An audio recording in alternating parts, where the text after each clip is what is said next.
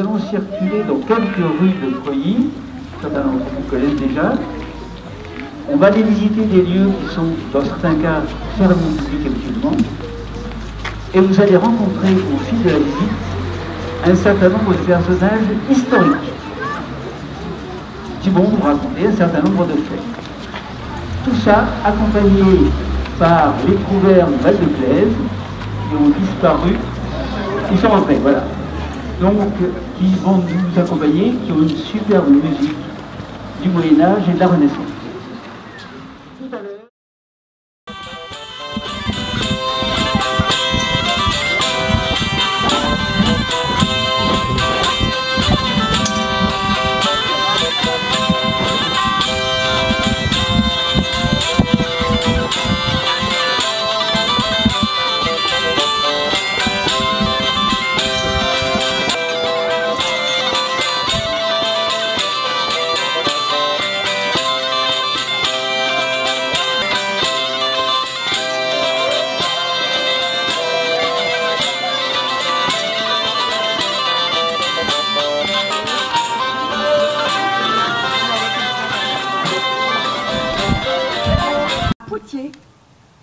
Pour étudier ses études de droit avant de devenir chargé d'affaires auprès du marquis de Rochefort-sur-Creuse. Puis, il gagne à Paris pour exercer son métier de financier en achetant des charges de plus en plus lucratives. Et c'est à cette époque où mon frère, le vicomte de la Rayère, fit fortune. Grâce à ces revenus, j'ai décidé de doter notre ville d'un véritable château à l'image de ce qui a été fait pas très loin d'ici par feu le cardinal de Richelieu, que j'ai fort bien connu. C'est pourquoi j'ai décidé de m'installer en bord de Claise afin de pouvoir créer un jardin à la française et éventuellement de remodeler la ville autour du château, comme j'ai commencé à le faire, rue des Pavillons, la rue qui monte juste derrière. Ces revenus auraient dû me permettre de mener à bien la plus grande partie des travaux, mais hélas, la fronde des parlements a éclaté l'année dernière, et la première chose que les frondeurs ont faite en s'emparant de Paris fut de m'arrêter et m'embastiller au prétexte que j'étais collecteur d'impôts royaux, une profession extrêmement mal vue. Comme vous pouvez le voir, le chantier de ce beau château à la française est déjà bien commencé. Un château à la française, au XVIIe siècle, est composé d'un pavillon central, aux deux pavillons latéraux à droite et à gauche à chaque extrémité, qui relie le pavillon central par deux galeries.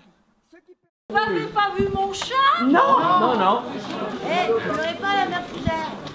Mon chat, mon chat.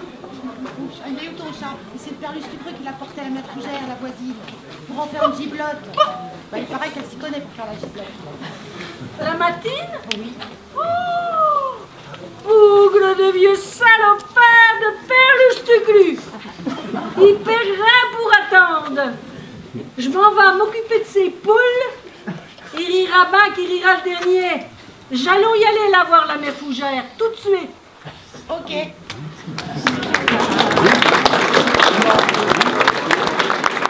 On dans les curies derrière nous. Et je vais vous causer un petit peu au verbe de l'écoute. Elle a ben plus de 100 ans. Et on y va pour la douceur de mes paillasses, les tourtes à la viande et les Paris-Tours à Limoges et du Berry au Poitou.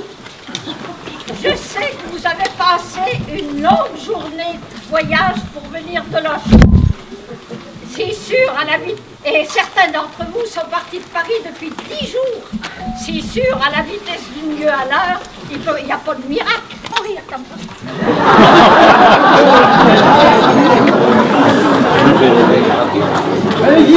Paraît qu'il va y avoir une calèche rapide.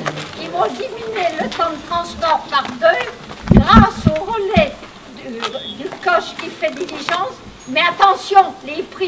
aussi vont bondir. Si vous étiez venu 2 ans plus tôt, on vous aurait entassé dans le bâtiment de gauche. Une pièce commune avec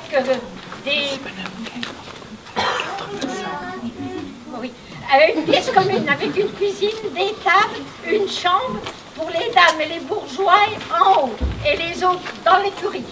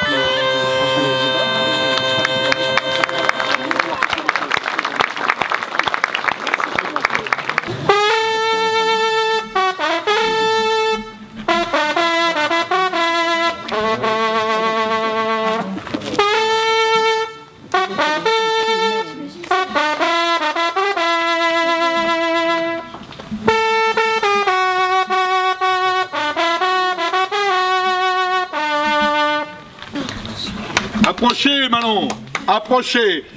C'est le baron de Pouilly qui vous parle en ce jour de grâce du 11 août 1432. Je sais que vous êtes allé voir l'abbé, qui a dû vous raconter bien les sornettes. Mais ne vous avisez pas de les colporter, ou il vous en cuira. Je pourrais bien vous casser quelques coups de bâton sur le dos.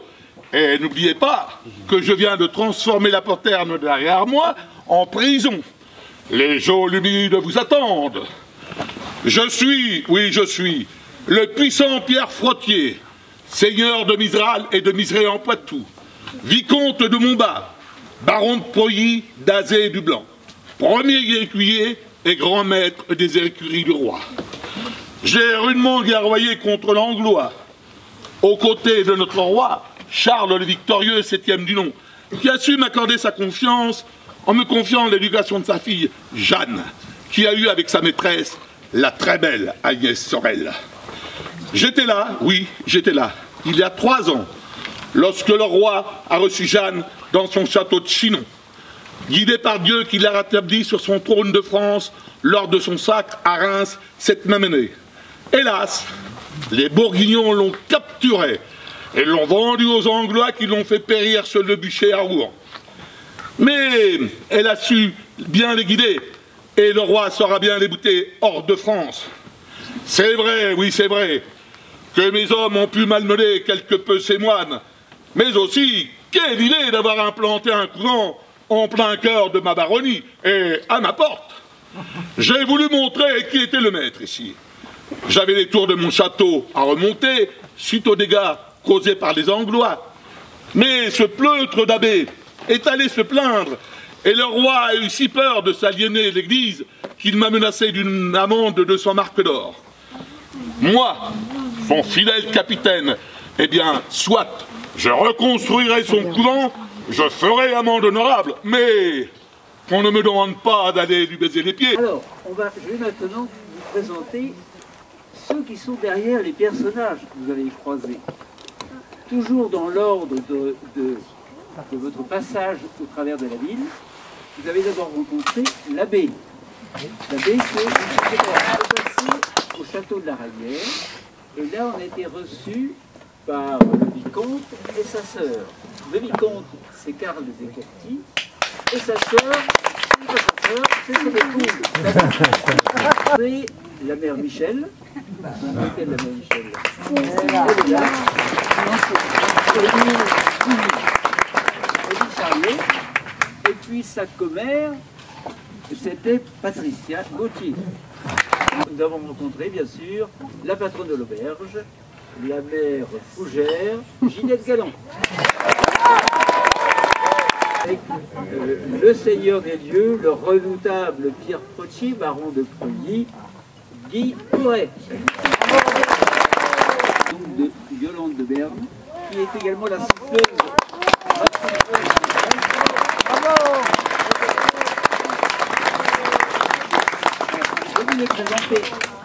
Je voulais présenter les trouvères également, très vite. Je vais leur demander de faire signe quand je donne d'être venus aussi nombreux. On ne s'attendait absolument pas à tel succès. Mais le spectacle, vous avez pu remarquer, le méritait ce succès. Et bravo à Jean-Claude, qui est quand même l'artisan de cette soirée.